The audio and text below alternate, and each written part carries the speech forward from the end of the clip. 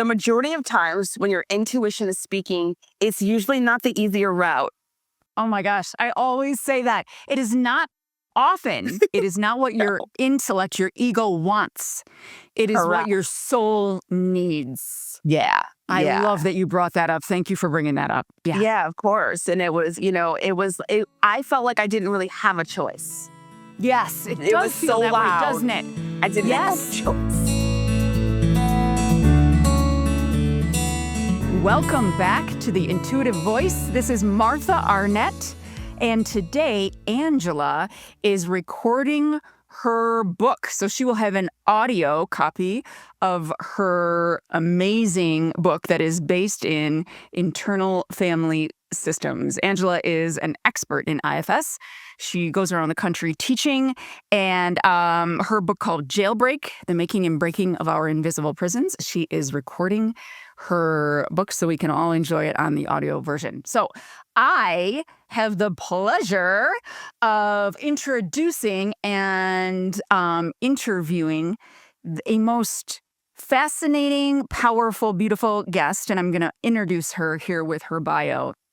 So Ylonda Rosenthal-Greene is a classically trained cellist turned visionary yoga educator, social justice advocate, and the founder of Soul Yoga OHC and the Soul Institute in Cleveland, Ohio. With nearly 15 years of experience teaching yoga, Ylonda's work is a powerful fusion of movement, music, and community. Her signature teaching style blends the discipline of her classical music background with the healing energy of sound meditation and soulful yoga. That sounds so beautiful. Whether she's leading a rooftop flow with live cello or guiding future yoga teachers to find their voice, Ylonda moves with deep purpose, power, and care. Through her platform Soul Yoga OHC and the newly launched Soul Institute, she is ushering in a new era of inclusive leadership, creating space for deep healing, embodied transformation, and liberation.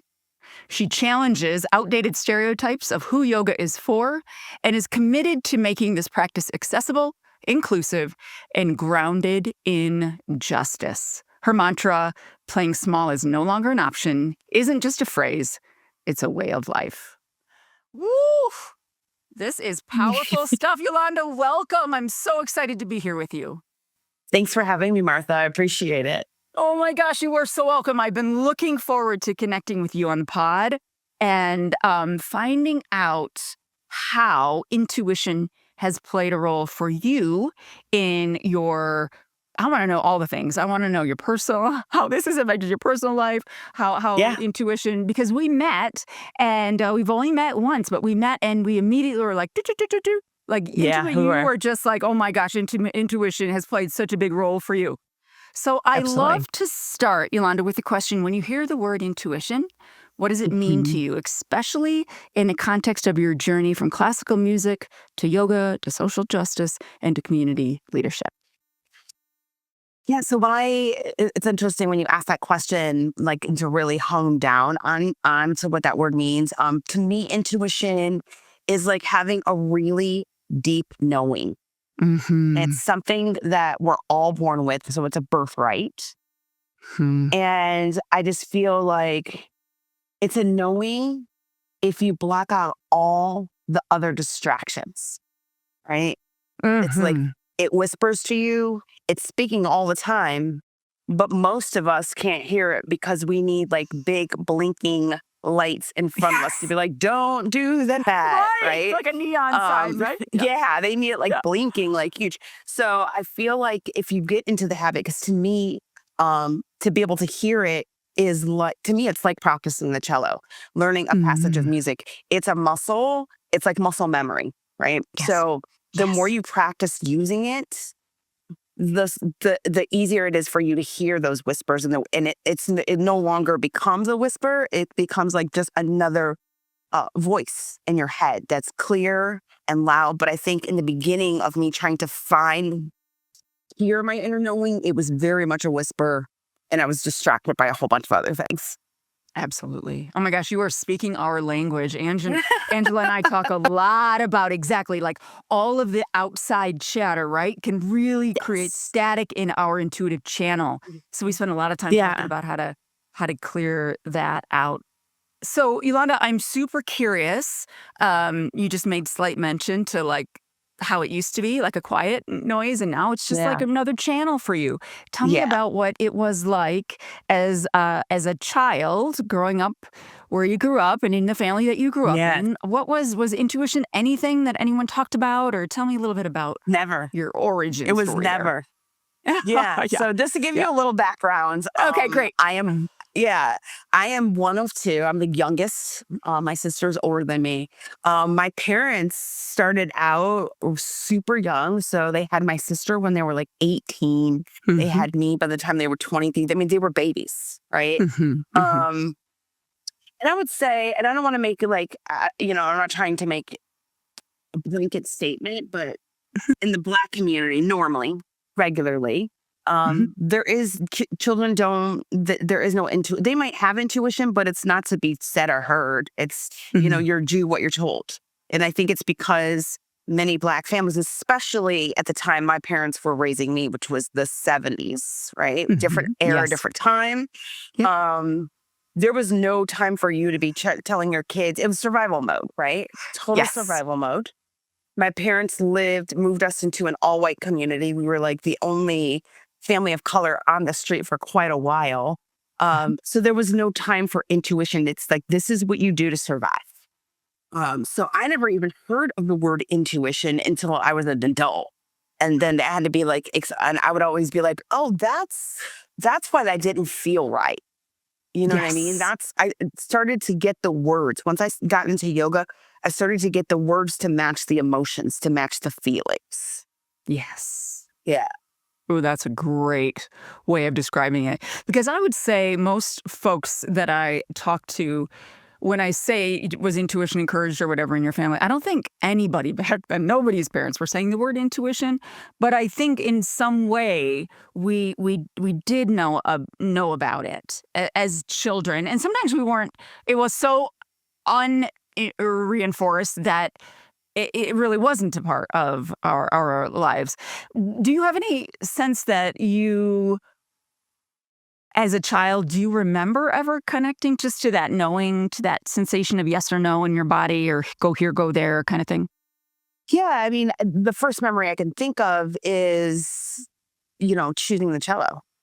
That was like Yes. my choice, right? And I went to music class and I remember um the teacher it was when they were playing records. I mean, Yeah, vinyls. totally. Yeah. And the music teacher put on Barber's Adagio for strings. And I had an emotional reaction to it in the fourth grade. Like literally it brought tears to my eyes and I was like, what is this? And he was explaining, it's all strings and what the strings were. And then, that's when you get to try out all the instruments and the teacher thinks you have this posture. So you're going to be good with this one and that one. And immediately, as soon as I saw the cello and heard the cello, I knew that was my instrument. Never Yes. questioned it after that.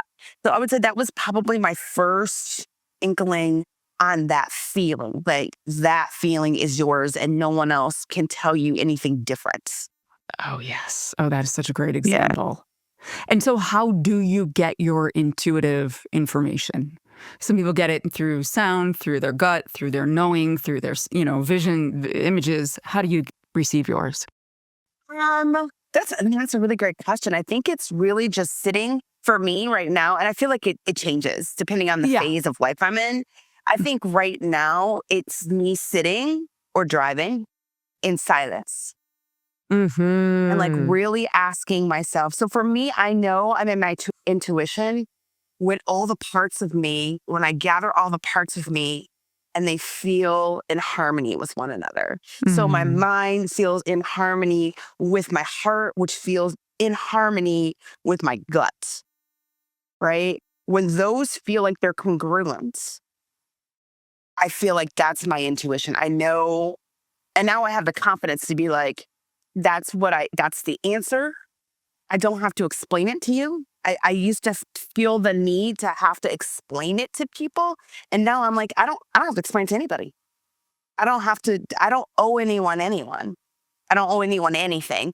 And as long as I am congruent, then that's the route I'm going. I love and that. I don't have a problem so saying much. no. Yeah. I don't. That's awesome. I love that. I say that all the time to clients. I post this everywhere is we don't need to explain our vibes.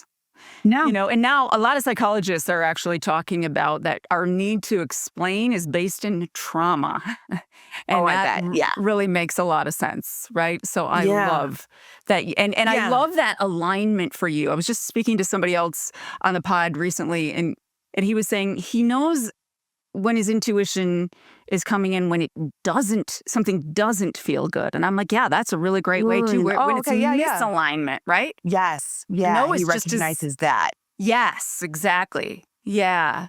So, Interesting. Ylonda, tell me a little bit. So there was the cello, your body and your knowing just was like full body download. This is for me.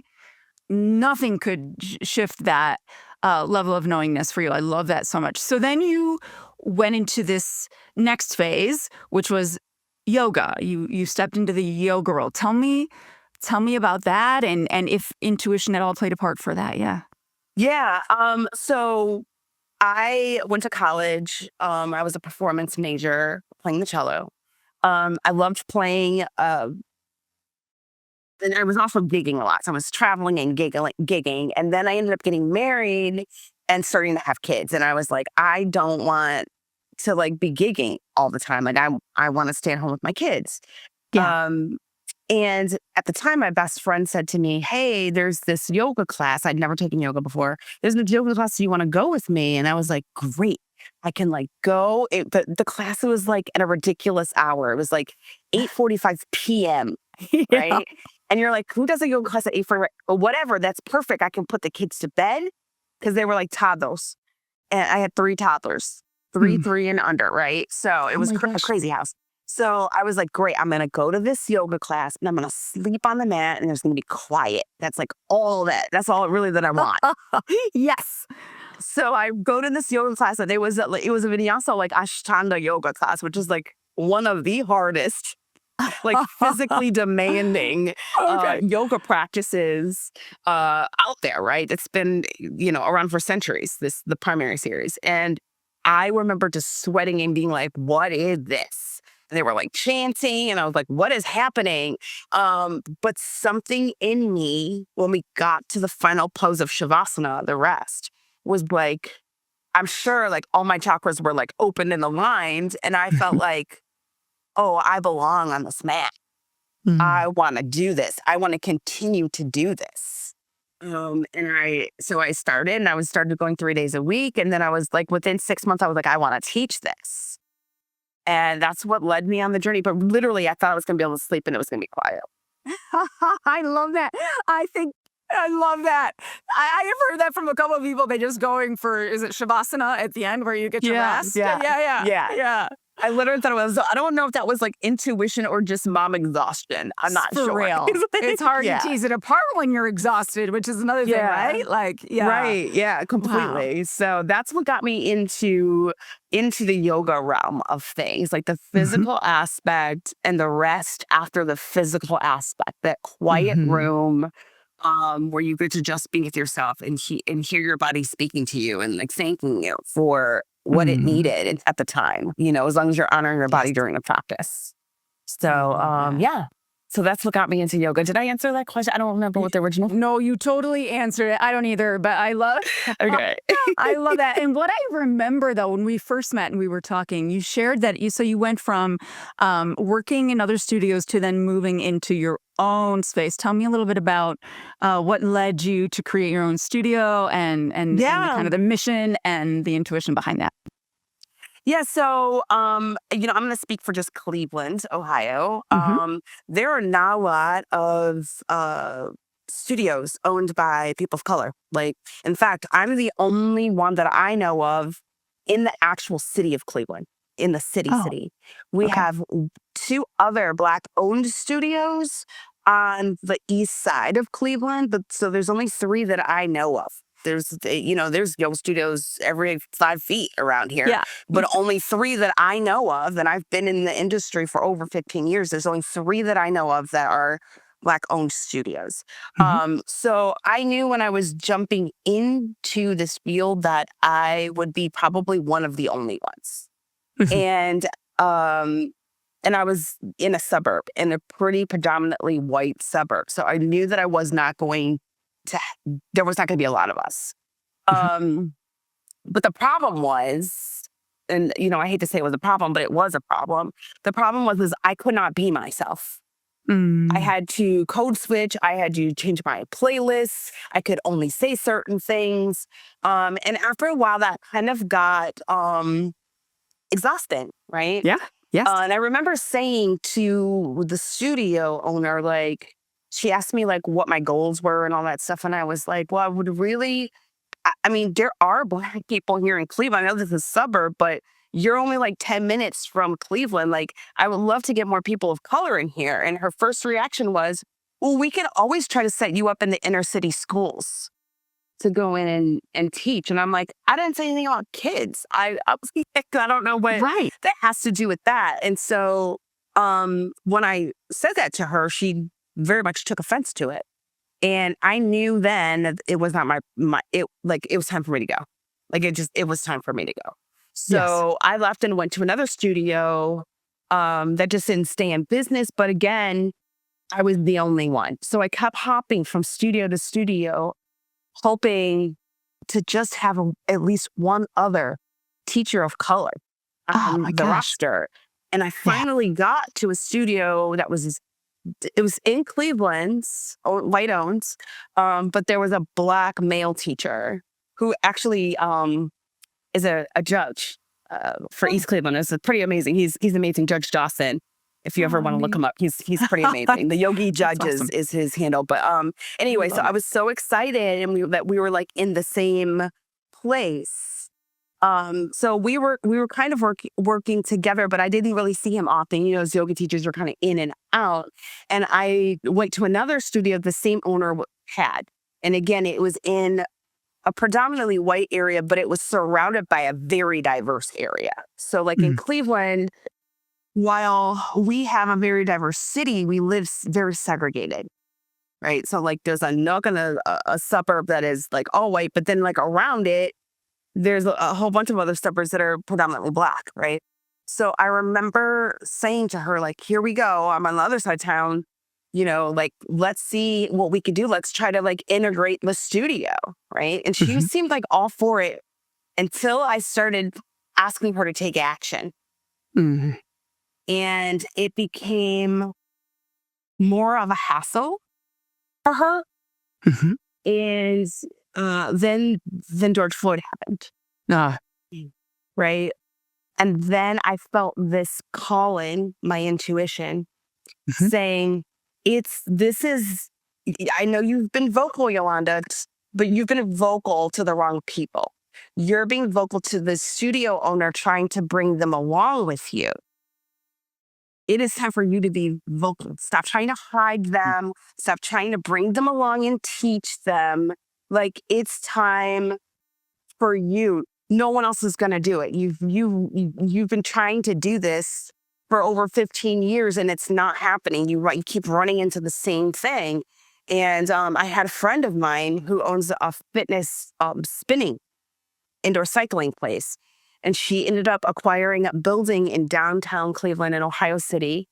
And the building was so large, she was like, this is your space. She brought me to the space. It needed to be built, but like it had the windows overlooking Lake Erie. And she literally was like, it's time.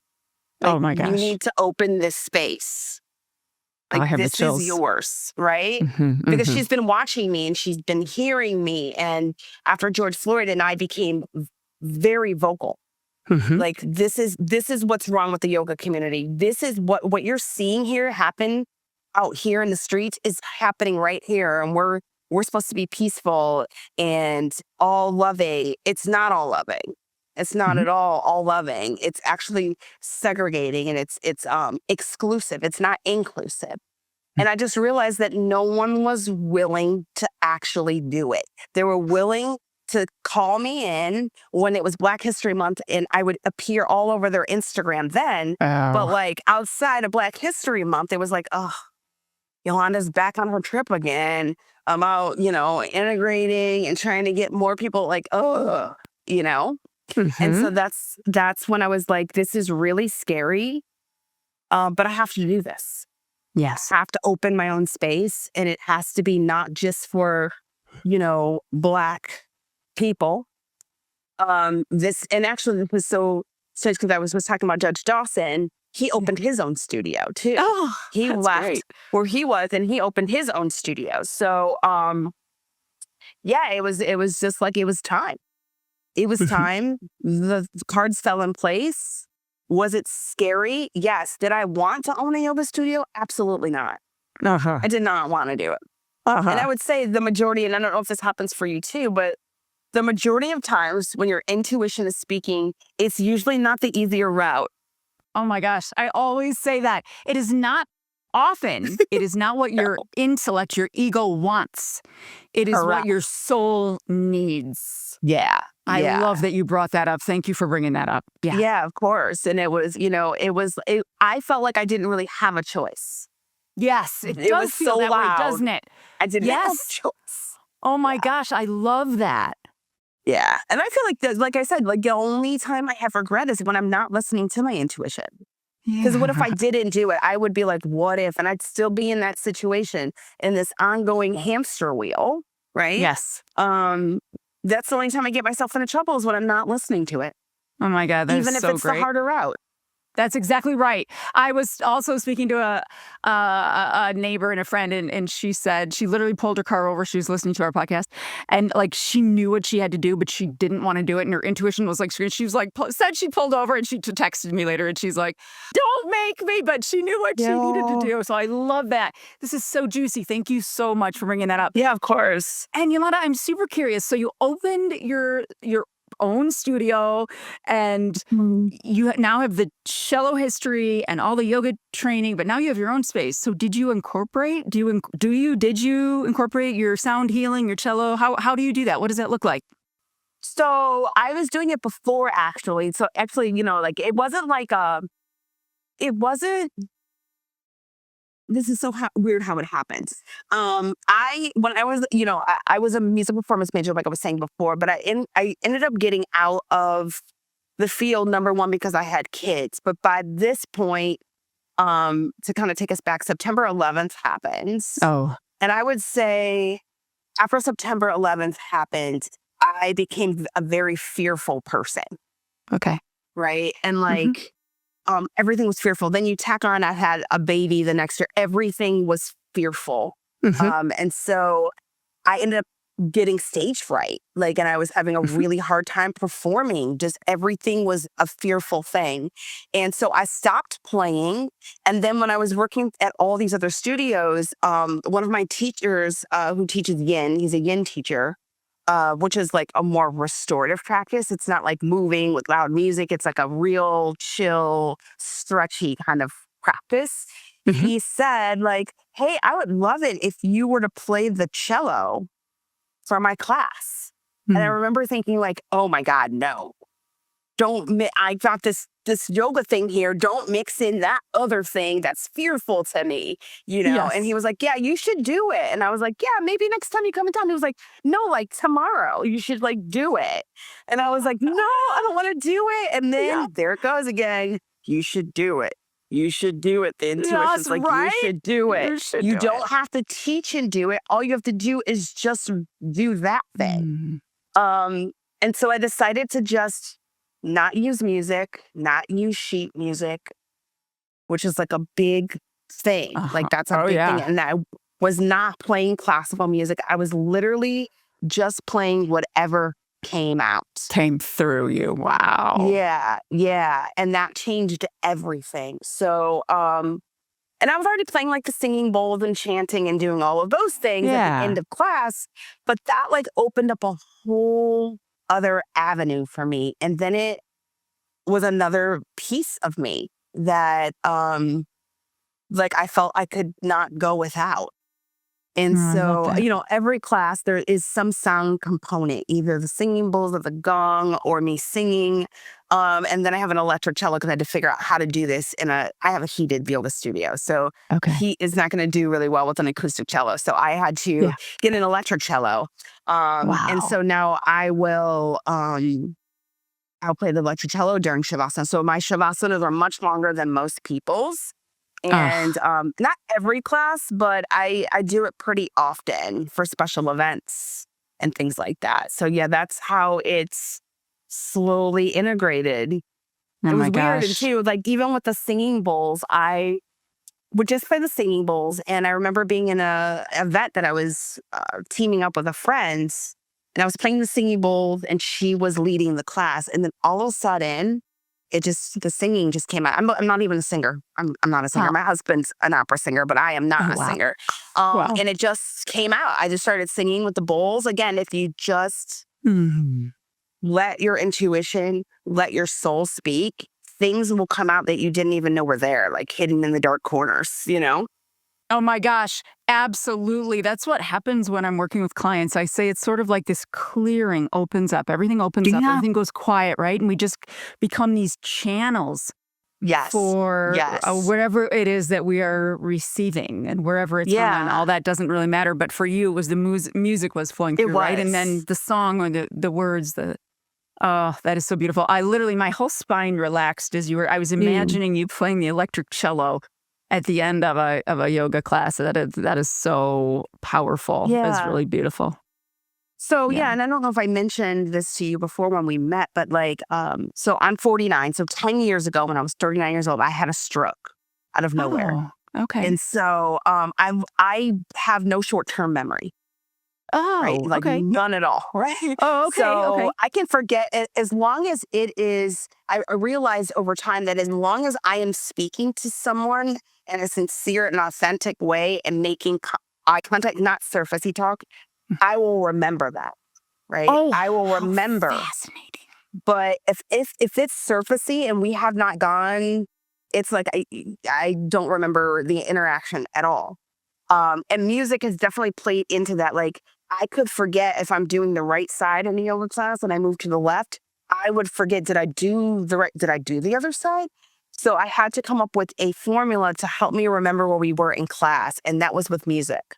So I have the music tells me if we should be moving or if we should be staying still. It tells me where we are in the class.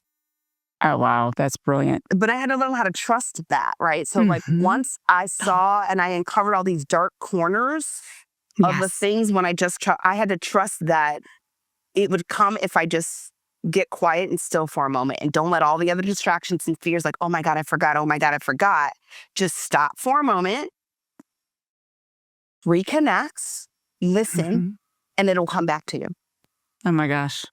That is so brilliant. We talk about on here a lot that trust, self-trust, trust in general is the foundation for really deeply, truly, authentically connecting with your intuition. So I love that you connected that to, and I did not know that about you having a stroke and short-term memory. I didn't, but what a beautiful way of working with it and supporting yourself in that way. Yeah. Wow. Thank you. Yeah. Yeah, it's really beautiful. I want to make sure. So we're kind of nearing the end, but I have so many more questions I want to ask you. What I want to know is you have recently created the Soul Institute. Is that a recent thing? Okay, can you tell That's us a a little recent bit thing, about that? yes. Okay, awesome. Yeah, absolutely. So the Soul Institute is basically yoga education, right? But it is geared around inclusivity. So it's for people who either want to dive deeper into their practice, or people who want to become teachers, or people who are already teaching and want to level up, who want to become trauma informed, who want to have a more inclusive classes, how to go about doing that, what to do, like even as far as like changing your languaging and how you say things. You know what I mean? Like not putting hierarchies on things, how to have a more inviting and welcoming class environment, and how to literally figure out what your core values are and how those core values spill out into your representation of yoga. And so that is what the Soul Institute is for. People who want to learn how to do that, it's because yoga is not just get on your mat and move in poses, right? It's about learning your energy centers, how to listen, the third eye, intuition, chakra. It's learning how all those chakras work together to live a balanced life and to live ethically based on the yoga philosophy, the yamas and the niyamas. That is beautiful. That is powerful, and that is important, especially right now. For sure. And it's like little things that you just don't even know, that people think they're being, inclusive, but they're actually not. They're speaking to the thin, able-bodied white woman the majority of times, are those That's cues. right. And really, yoga was created by Black and brown people. And originally, the asana, the poses were created for teenage Indian boys, which we are not. I am not. Right. I am not. You know what I mean? So how to change the languaging, how to adapt to the current world and what it's used for, and how to bring it into your everyday life, not just inside of a yoga studio, how to read your intuition. That's all part of yoga. Yeah. How do you teach people reconnecting and learning how to hear their intuition? How do you all do that? So mine is I usually teach it through the chakras, right? And how they, so we start at the root chakra, and how your choices really, it's like an energetic, what do I say? It's like your energy is like your currency. And so how with each choice, you are either using your currency or you're just leaking it. You're just giving it out, throwing it away, burning money kind of deal. And we go up the chakras and we get to your intuition. And that's when we have the whole thing about separating between your intuition and your mind. Because your intuition is different than your mind. Your mind will lie to you. Your mind is a con artist, right? It will protect you at all costs, won't it? Yeah. Right. Yeah. And so to figure out the difference, I think you said it earlier, the difference between your intuition and your ego, right? Yes. And what you do, and ego's not bad. You need your ego. It helps protect you, but you don't want it driving the car. You don't want it making all the decisions. So we do it through an energetic standpoint of your intuition and how to hear it with meditation, getting quiet, getting still. And like I said, with every student, it appears, it presents differently. Like some people know it's their intuition. They see colors. Yes. Some people, it's different for everyone. So mine is like a heat feeling, but just recognizing that and then how to practice it, how to practice getting back to that part every day. So, and it could be through a regular meditation practice. It could be through a chanting practice. It could be through a moving and meditation. There's so many ways to do it. We have, 8 different limbs of yoga and ways that you could do it. It could be through bhakti yoga or seva yoga when you're to service to other people. So all of those things all register in with your intuition. It's just how are you going to present it to the world? Yeah. Amen. That's excellent. Yeah. Thank you. This is such a great way. I get excited when someone that I haven't done a lot of talking with speaks about this in like a similar sort of way. I think our listeners are going to go, this is so familiar. This is awesome. Yeah. Okay. Yeah, it's so great. So Ylonda, I love to ask this question. If you could go back and whisper something to your younger self about trusting her intuition, what would you say to her? If I could go back. Yeah. So I think, and I was just, that's a really tricky question. It's very, if you could go back, because I kind of feel like there's 2 Ylondas. There's the young Ylonda before. And so if I could go back and say, what would I say? Have more stillness. It's okay to not have to verbalize everything.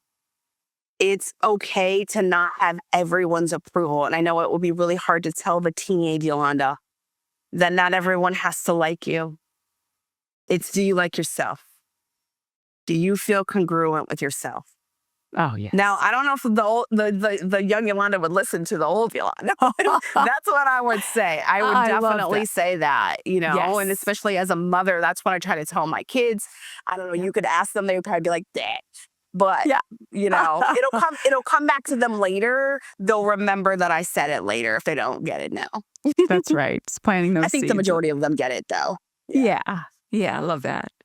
So, what is one intuitive nudge or idea that you're currently listening to, even if you don't know where it's leading you yet? Yeah. This was like the perfect timing that you asked me that question. Oh, good. Because I am absolutely so Soul Yoga has been doing social justice like initiatives. So we've been doing affinity space classes. We offer scholarships to people in underserved communities or underrepresented communities. And so at this point now, we have grown so big in that part of us that we're actually, I don't want to say separating. We're not but I'm opening a nonprofit that Oh my will gosh. house those things. Right now, I have no idea what I'm doing. Zero. This is Like, amazing. Every step is like, you're finding out. I'm going with it. I applied for the nonprofit status. Awesome. I don't know anything. I don't know anything yet, but that's where we're going. And I know that's what I need to do because I know there's a need for it. We have been doing it and it's time, right? Like it's time. And I'm very clear. I don't know what the red tape looks like. I don't know, what the banking looks like yet, Right. but I know that the tax situations happening, all that. But I know this is happening and I know that there's space for it.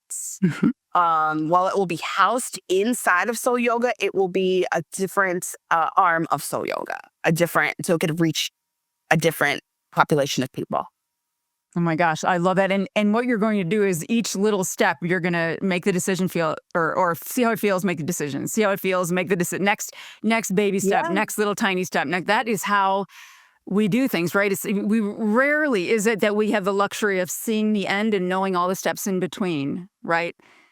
Yeah, and I think when you know it and you're actually doing it and you go through the labor of it, it becomes a part of you, and it makes it so clear when it's you doing it. Yeah.